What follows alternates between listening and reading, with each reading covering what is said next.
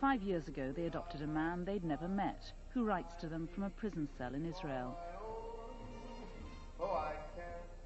My dearest Nick and Mary, I'm very glad to hear from you so soon. About the next parole hearing, I don't know what will happen. We've passed a long time in a very bad, cruel condition.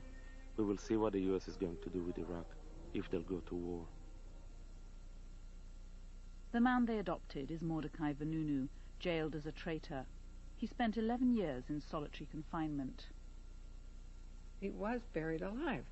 He was shut up in a 6-by-9-foot cell. No windows, so he couldn't see outside. Even when he exercised, there was a canvas around him when he was out walking. He has spent more time in isolation in a prison in the Western world than any other human being. It was that bad. His condition was that bad. And that's what really moved us to adopt him. How can a country treat a human being that way? Vanunu moved to Israel as a child with his family from Morocco. He served in the Israeli army, studied philosophy, and found work at Dimona. This mysterious complex in the Negev desert employed thousands of people, all sworn to secrecy. For years, Israel called it a textile factory, never admitting its true purpose, making plutonium for bombs. Vanunu's dissent over government policies was noted. He was given a warning and decided to leave. But not without the evidence which would change history.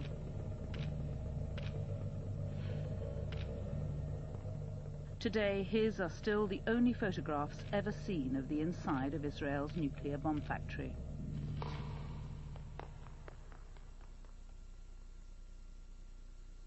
It's 16 years since Sunday Times journalist Peter Haunem heard rumors that an Israeli whistleblower was offering proof of what the world had long suspected.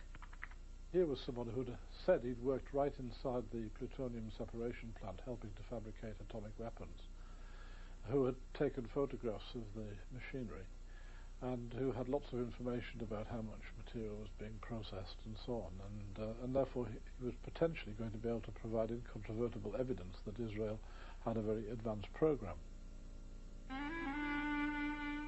Haunem flew to meet Vanunu, who is now a Christian living in Australia.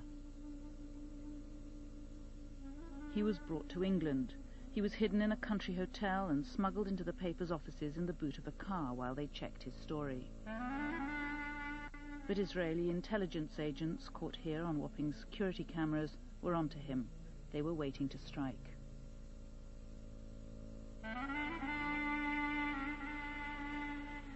It took weeks for the Sunday Times to go to press with their scoop. When they finally did, on October the 5th, 1986, Vanunu had vanished.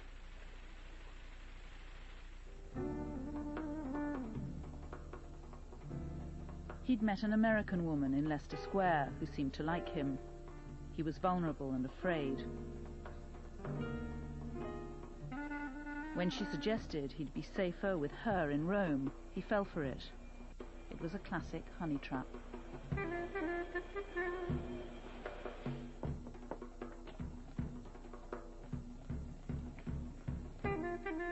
Once in Rome, the full weight of Israel's wrath kicked in. Vanunu was overpowered, assaulted, and drugged.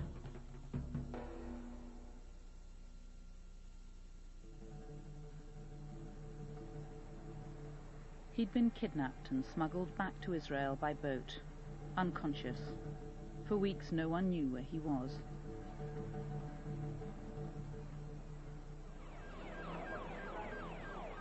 Eventually the Israelis brought Vanunu to court for a secret trial. They now admitted they had him, but still no one knew how he'd got there. His kidnap, an illegal act on foreign soil, was kept secret. Somehow Vanunu found a pen and solved the mystery for the waiting press.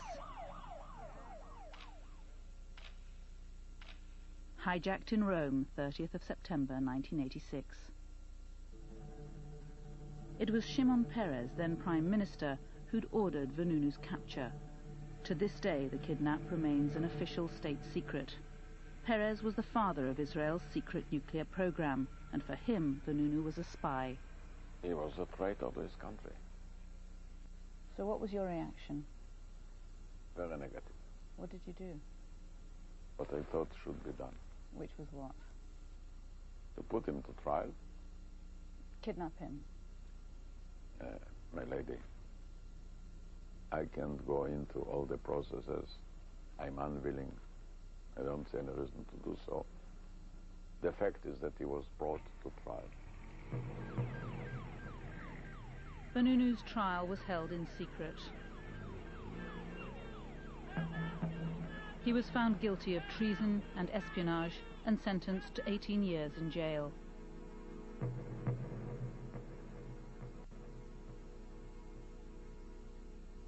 Vanunu was treated this way out of revenge, out of a way to deter others, and because actually he's the person who broke the taboo of the secrecy in the Israel society, a very strong and influencing taboo in a very closed society, more like a tribe. Mordechai Vanunu started his sentence on the 27th of March 1988. Few tears were shed. For most Israelis, he was more than a traitor. He'd rejected Judaism. His parents declared him dead, and the world forgot about Israel's nuclear whistleblower. But the truth was out. Vanunu told the world that Israel had developed between 100 and 200 atomic bombs and had gone on to develop neutron bombs and thermonuclear weapons, enough to destroy the entire Middle East, and nobody has done anything about it since. Today, proliferation experts report Israel has the world's sixth largest nuclear arsenal, with small tactical nuclear weapons, nuclear landmines, as well as medium-range nuclear missiles launchable from air, land or sea. It's thought plutonium is made in Dimona. Nuclear weapons are assembled at Yodafat and stored at Zechariah and El Abun. 3 nuclear submarines are based in Haifa, and Israel's biological and chemical warfare laboratories are at Nes Ziona. Israel never comments on such reports. But evidence continues to emerge. In 1992, an Israeli cargo plane crashed in Amsterdam, killing 43 people. The Israelis claimed it was carrying flowers and perfume. It took 6 years and a Dutch parliamentary inquiry before they admitted it was carrying WMD, a key component for sarin nerve gas. The WMD was bound for the Israeli Institute of Biological Research at Nes Ziona, one of Israel's most secret defense sites. It's subject to no international inspection, and reporting of its activities in Israel is prevented by strict military censorship.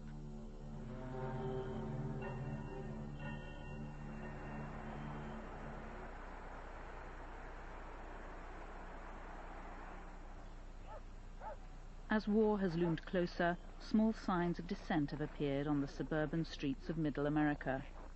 Nick and Mary Eloff have been peace campaigners since the Vietnam War and the draft.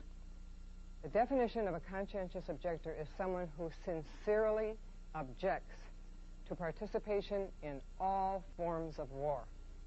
There are 2 words that are extremely important in that definition: sincere and all. Fear that the draft may return has led a new generation to the local church hall to hear how, if they're called up to fight, they can claim their right to say no. For the Eloffs, Mordechai Vanunu is the ultimate conscientious objector. When they first visited him in 1997, it was his 11th year in solitary confinement. And we waited, and they brought him in, and he looked like an old man. I didn't anticipate that. And he came up to us, and he put his fingers through the bars, through the cage, because it was a steel cage. And we were crying. We felt so awful to see him like this. Vanunu writes regularly. It's the only communication he's allowed with the outside world. But his letters take months to arrive, and they're always censored. Oh, and he says, don't feel so bad. We can bear another year. My lacked courage. The early letters that we got were totally cut out. I mean, you could pick it up. This isn't even an example because they were cut out more than that. More than this. They use a highlighter, and then they bring it to Mordecai, and he has to cut out the things that they've highlighted. And one time, he said they weren't paying attention, and so he just put the pieces in the envelope. We got them because we said, we got the pieces, we got the cutouts. And they're really not even significant. I think it's control, total control.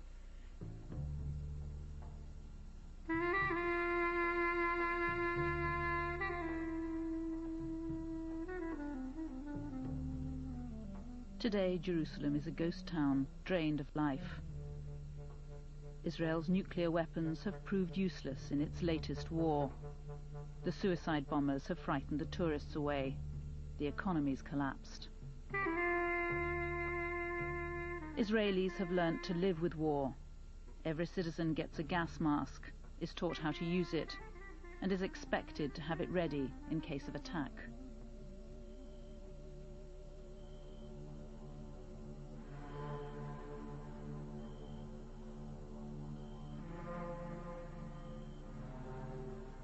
Nuclear weapons are seen as a justifiable deterrent by most Israelis who feel besieged by enemies. 40 years ago, Uzi Evan, then a young scientist at Dimona, was in at the start of Israel's bomb. We were a very small country. We were surrounded by much, much larger, more populous states on borders that are almost impossible to defend. And the Holocaust was very much in our memory at that time. And we all realized that we have to do something to prevent the same scenario from happening again. So we were young crew, most of us were very young, very enthusiastic, working on something we believed is essential for our existence here, like building the final insurance policy that we will not be attacked or terminated. It was the young Shimon Peres back in the 50s who negotiated a secret deal with the French to buy a nuclear weapons reactor like theirs. But while Dimona was going up, intelligence reports reached Washington that Israel was building an atom bomb. Despite claims that Dimona was for peaceful purposes only, Israel's leader Ben-Gurion was summoned to Washington. President Kennedy feared an arms race in the Middle East and demanded inspections. But when inspectors finally entered the plant in May 1961, they were tricked. They were shown a fake control room on the ground floor. They were unaware of the 6 floors below where the plutonium was made. Well, this was something of great pride and almost a legendary story in Dimona, according to Vanunu. When the Americans came, they were completely hoodwinked. All the entrances, including the lift shafts, were bricked up and plastered over, so it was impossible for anyone to find their way down to the lower floors. After Kennedy's assassination, the pressure on Israel was off. His successor, Lyndon Johnson, turned a blind eye. Then, in 1969, Israel's Golda Meir and Richard Nixon struck a deal renewed by every president to this day. Israel's nuclear program could continue as long as it was never made public. It's called nuclear ambiguity. The term nuclear ambiguity, in some ways it sounds very grand, but isn't it just a euphemism for deception? Somebody wants to kill you, and you use a deception to save your life. It's not immoral. If we wouldn't have enemies, we wouldn't need deceptions. We wouldn't need the talent. Was this the justification also for concealing the flaws of the plutonium reprocessing areas from the Americans, the inspectors, when they came? You are having a dialogue with yourself, not with me. But that's been documented in a number of books. Ask the question to yourself, not to me. But is it not true? I don't have to answer your questions here. I don't see any reason why. Ambiguity is a luxury unique to Israel. Today the country's an inspection-free zone, protected from scrutiny by America and her allies. This is the place where Vanunu identifies as the separation plane, built mostly underground. And this is the silver dome of the Dimona nuclear reactor. Ronan Bergman is an Israeli journalist specializing in security and defense. This picture was taken by one of the best commercial satellites available, called Iconos. And Iconos is capable of taking pictures up to the resolution of 1 meter. However, due to the demand of Israel, the American Congress ruled a new amendment to the law that forbids American satellites to sell anything of Israeli sites that is better than 2 meters, meaning the Iconos is taking the imagery of Israel and then they change the imagery to the resolution of 2 meters. Worse, less clear. Much less clear and worse. And that was a ruling in the United States, but specifically for Israel, not for other countries? Only to Israel. Last November, there were signs of a softening towards Vanunu. The authorities allowed pictures to be taken at his parole hearing. Parole itself has always been refused. Vanunu still has secrets, the prosecutor claims, that could harm Israel. It's an argument his lawyer will have to fight at the next hearing.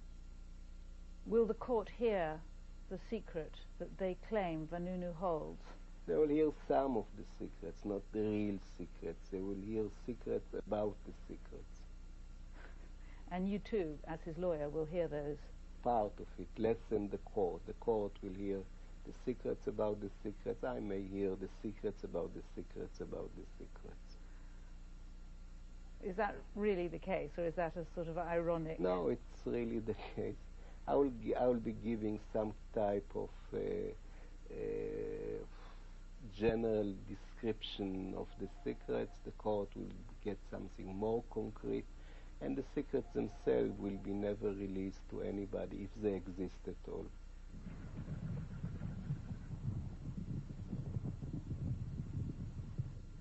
Nick and Mary Eloff have arrived in Israel.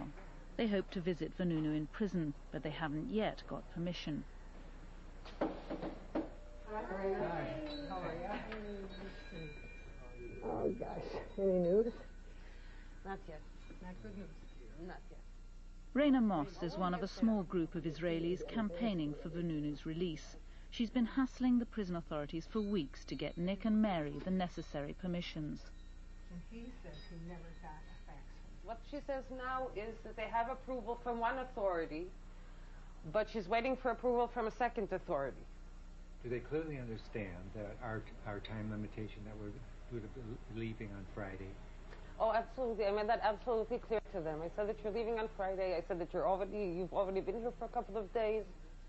Well, I appreciate you making all these calls, Raina. Oh, it's nothing. I don't mind it. It's just, you know, I wish I'd had good news for you. 40-year-old reactors are usually shut down. But Dimona grinds on. Dimona's under the control of the Prime Minister, beyond the reach of Parliament or public scrutiny. And that worries the scientist who once worked there so optimistically. As the reactor gets older and the tendency to have accidents becomes more probable, you should have an outside watchdog, and the secrecy more or less created in an exterritorial area in Israel where standard procedures of safety monitoring is not implemented. So worker safety, environmental questions, industrial safety procedures, all are not covered, and there are thousands of people working there.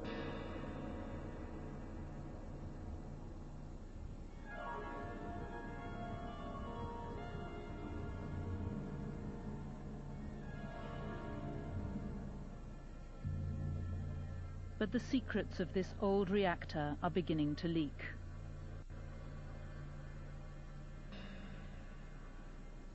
Evidence has seeped out of accidents, lies and deceit. In 1996, the press heard rumours of a radioactive hotspot in the desert. The Environment Minister took them to watch him test the site with a Geiger counter. They weren't allowed to bring their own, one journalist told me. The minister proclaimed the site clean. The readings for radioactivity his instrument showed were below normal. But journalists weren't happy. מה שאנחנו מוטרדים זה מנושא הקבורה של הפסולת גבוהה. אתה יכול להגיד לנו איפה למשל קבורה הפסולת כזו? במקום טוב. באמת, אני לא יכול, אני אומר לך בגילוי, כלומר, אין טעם שתלחצי עליי. זה דבר שהוא מוגדר על ידי מישהו צריך להיות מוגדר, בעל הבית שלי, הוא יפטר אותי. ראש הממשלה כדבר שלא מפרסמים אותו. עכשיו אנחנו מגלים בפעם הראשונה את פעולות ההסוואה של הכור. But on Israeli television last year, a groundbreaking documentary alleged it was a cover-up. Aryeh Spieler, a Holocaust survivor and a loyal Dimona worker for 27 years, described how he'd been told to prepare the site for the minister's visit by removing contaminated waste from a deep crater. He said he'd replaced it with fresh soil and planted trees to cover the hole, as though it had never happened. Then he said they brought the minister and the press to prove that everything was okay. 5 Dimona workers appeared on the program. They'd given their lives for Dimona, they said, and now they felt betrayed. They broke no secrets, only the code of silence. They said they'd worked with uranium. There were fires, spills, explosions of toxic gas. Now that they were sick, they said the plant didn't want to know. The management was denying they'd worked with radioactive materials, and because they were bound to secrecy, they couldn't fight for their rights.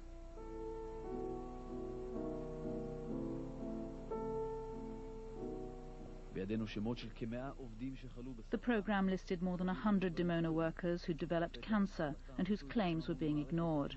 A doctor and 2 lawyers backed their story.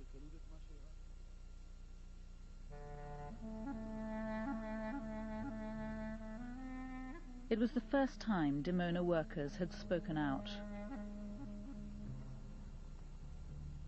I want to talk to Aryeh Spieler. He's suffering from cancer, and in the last few years he's seen a number of his friends and colleagues who worked there with him die of the disease. He's been fighting for compensation for their families, for their widows, and I know he'd really like to talk to us about this. He's told me he wishes he could, but he's also told me he's been warned off. He's been told not to talk. But I'm going to go and see him and see if he'll change his mind.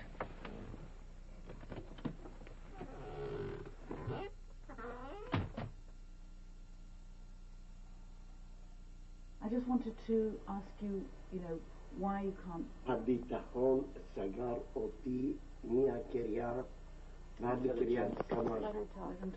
סגרו אותי לגמרי ואמרו, אין. מילה אחת, אז מה אני אעשה?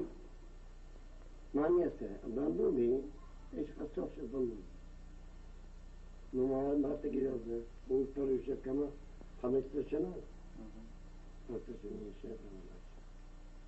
אני נורא רוצה. עשיתי סיבוב על כולם. וכולם אמרו לו.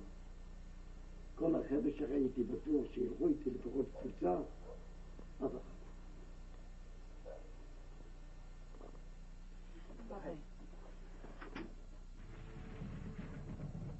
It was time to try the others, the doctors, the relatives, the lawyers. Hello. I just wanted to ask you whether there would be any possibility of doing an interview with you about the cancer victims and about their case. I'm really reluctant to be interviewed publicly on the media over this story overseas. It's just not appropriate. But why is it so sensitive? Come on now. Any discussion of nuclear issues is sensitive. I talked with my family. I don't want to participate in this. I don't think it's the right thing to do. Nobody is prepared to talk about it.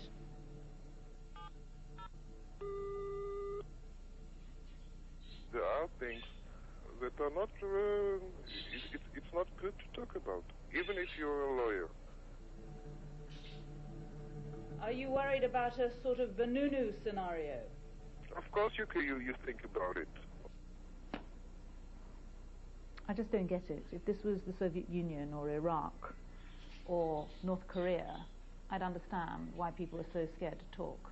But this is Israel. It's supposed to be a democracy.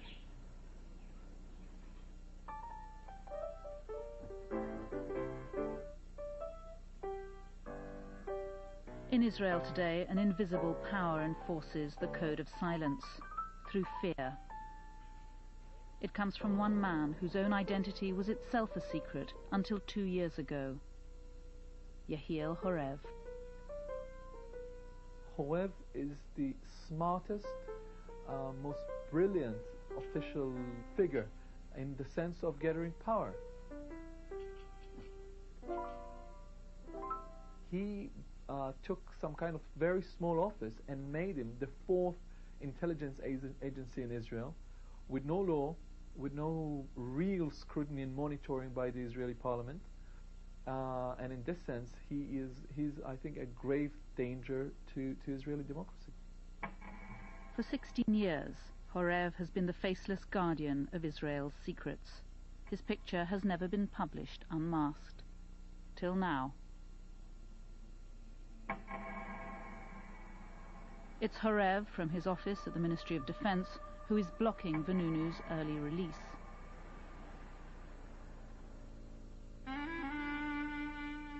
But next year, Vanunu's sentence is up, so Horev found a new Vanunu.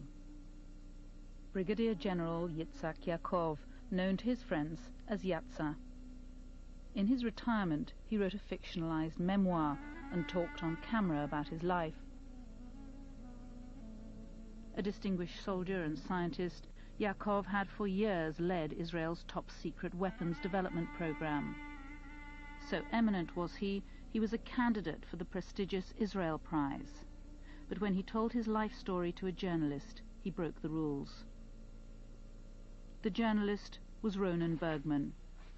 He showed his article, as all Israelis must, to the censor. It went straight to Horev, who sent in the heavies. They were deadly, deadly serious. My phones were bugged. I was followed by Israeli Secret Service. Yatza was followed by Israeli Secret Service. And the whole system was surrounding us and following us and stalking us. Yaakov went from hero to zero. He was arrested secretly and charged with treason. He spent 2 years fighting Horev. 2 years of jail, heart disease, bankruptcy, and house arrest ended in public disgrace. He was spared prison, but the court found him guilty of betraying Israel's secrets. Horev was afraid that veterans of the Israeli army, the Israeli intelligence, the Israeli nuclear effort would try to maintain their footprint in the history of Israel and tell their story, and he wanted to frighten them, and in this sense he was successful. Do you think that there is too much secrecy, the power of somebody like Horev to destroy the life of an individual like this Brigadier General Yaakov, for example? The man's life was destroyed, and he'd been a very loyal Israeli all his life. It happens, unfortunately, in life, of false accusations, and some innocent people are paying a high cost. I cannot see how can it be avoidable. Israel's parliament had never debated Dimona or nuclear weapons until one MP 3 years ago forced them onto the agenda for the first time. Issam Machul, an Israeli Arab, broke the taboo to the outrage of his colleagues.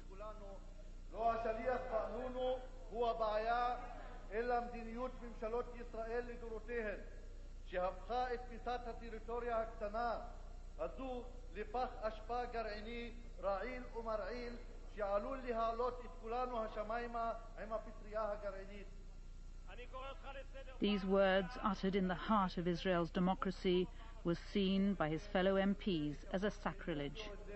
כל העולם יודע כי ישראל היא מחסן אדיר של נשק אטומי, ביולוגי וכימי, המשמש כעוגן למרוץ החימוש הגרעיני במזרח התיכון.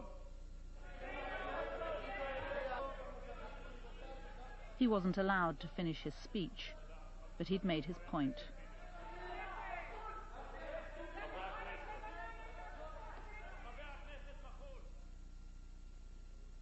But in his constituency during the recent election campaign, it was a different story.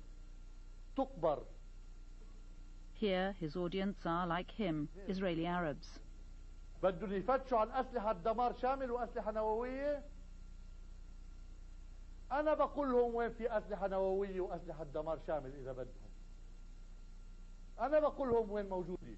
في ديمونا موجودة، في خليج حيفا، في جبل علبون، في منطقة سخنين، يدفاتا. بدهم أسلحة نووية؟ بدهم أسلحة دمار شامل؟ يجوا يفتشوا، يبعثوا مفتشين، أنا باخذهم من إيدهم. There is a cry going up which is talking about a double standard.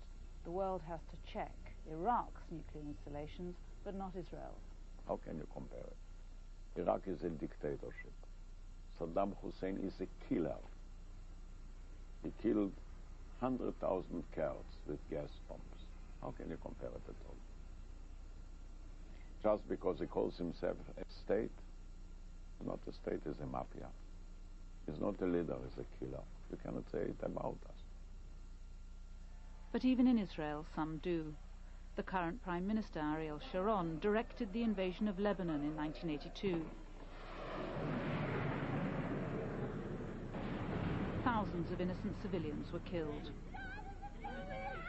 The worst excesses were in the refugee camps of Sabra and Shatila, for which an Israeli inquiry held Sharon personally responsible. In Belgium, there are plans to prosecute him for alleged war crimes.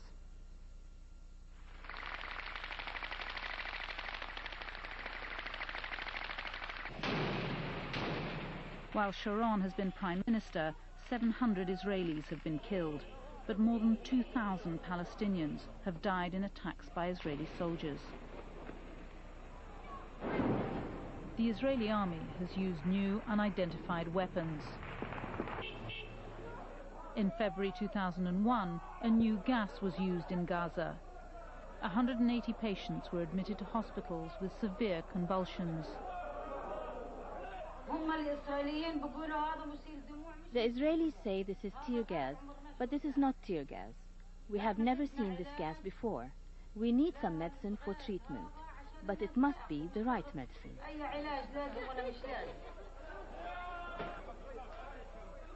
We ask what kind of gas, but nobody verified for us the type of gas to give the antidote at that moment.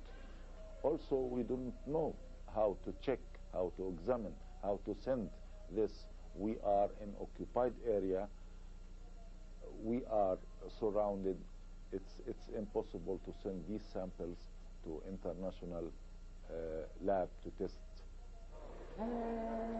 Israel's outside chemical and biological weapons treaties and still refuses to say what the new gas was.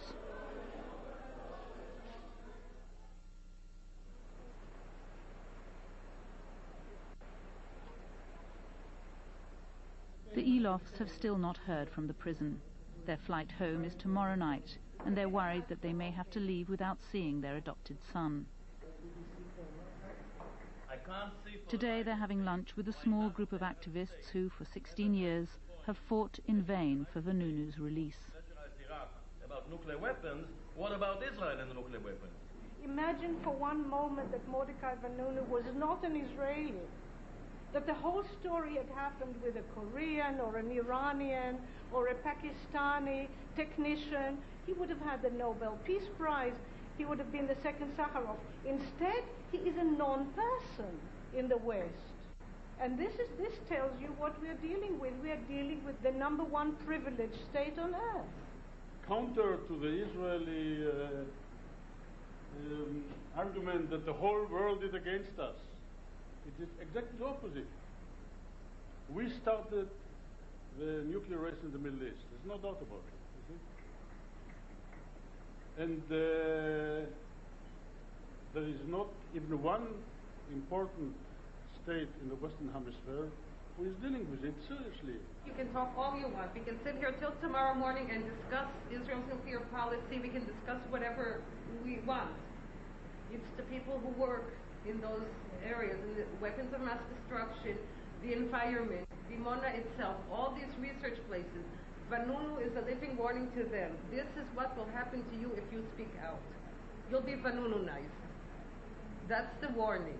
You will spend 10 years in solitary confinement. You will be cut off from your family. You will be cut off from everyone who knows you. You will be this prisoner without a number and without a name.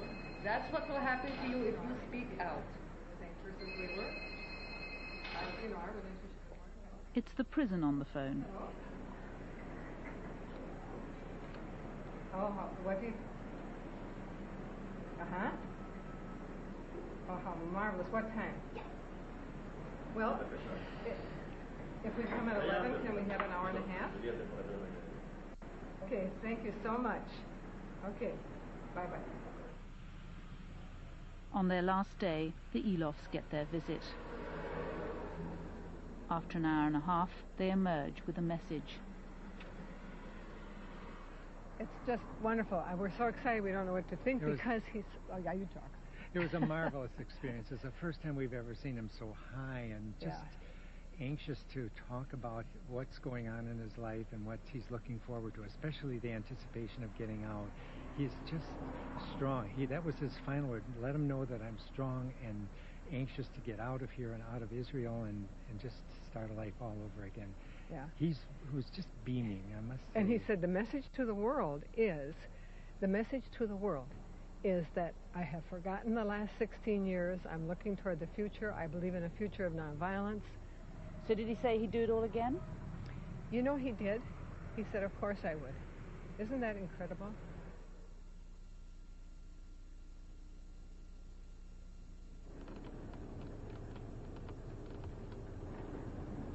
The Elofs have gone, and Vanunu is again up for parole. But as usual, everything, even the location of the parole hearing, is secret. Apart from me and Peter Hounham, who's come from London, there are no other journalists here.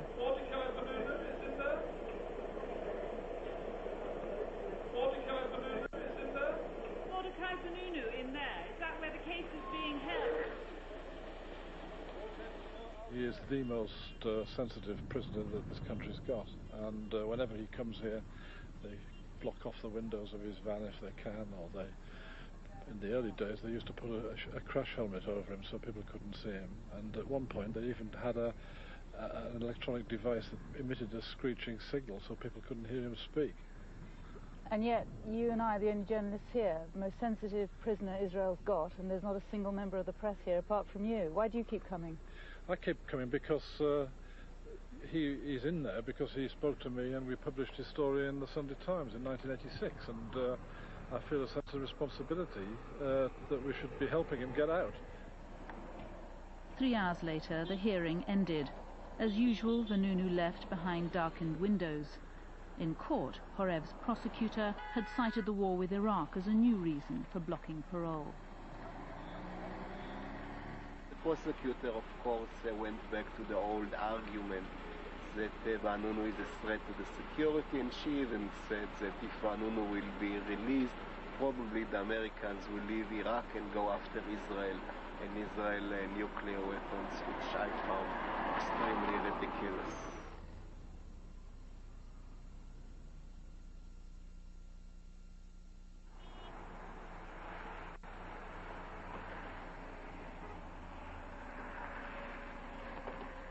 Minnesota, the Peace Bridge, and a weekly ritual. Every Wednesday, hundreds protest against the war. Say no to war in Iraq. Mary's there, so of course is Nick. Every week the numbers grow. There's a new generation of peaceniks who were children when Israel's nuclear weapons were exposed.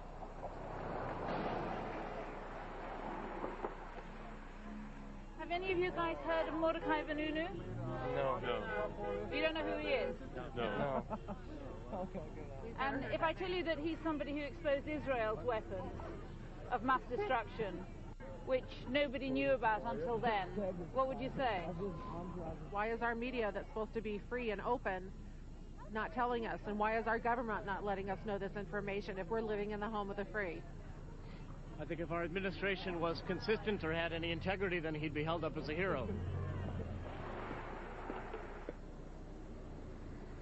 We're going to work with the members of the Security Council in the days ahead to make it clear to Saddam that the demands of the world and the United Nations will be enforced. In Washington, which gives Israel more than $3 billion a year, the talk is only of Iraq. For weeks we've tried to get an interview about Israel's weapons of mass destruction, but no one in this Bush administration wants to talk about Israel.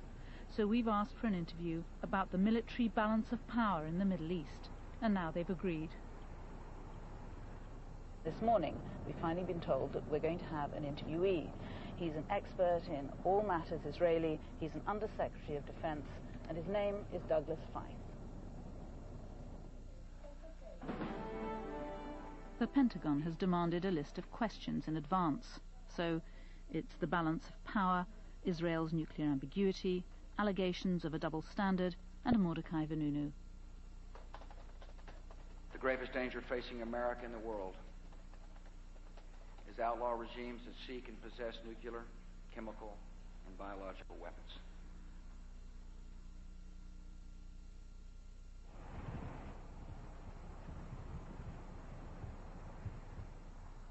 Yet again, the shutters have come down on this story. Our interview with Undersecretary for Defense Douglas Feith was scheduled for 4 o'clock, somewhere in this vast complex of the Pentagon behind me. Yet at the last minute, we've heard the interviews cancelled. Questions about Israel, it appears, are strictly off limits. We'd received this email from the Pentagon. Ladies, we showed Mr. Feith the list of topics for the BBC interview. He is not willing to answer any of the questions you listed. Respectfully request you resubmit your questions as soon as possible this morning. Questions directed toward the current Iraqi situation. On February the 19th, Vanunu was again refused parole. He remains in Ashkelon prison. Horev has let it be known he intends never to let Mordecai Vanunu leave Israel.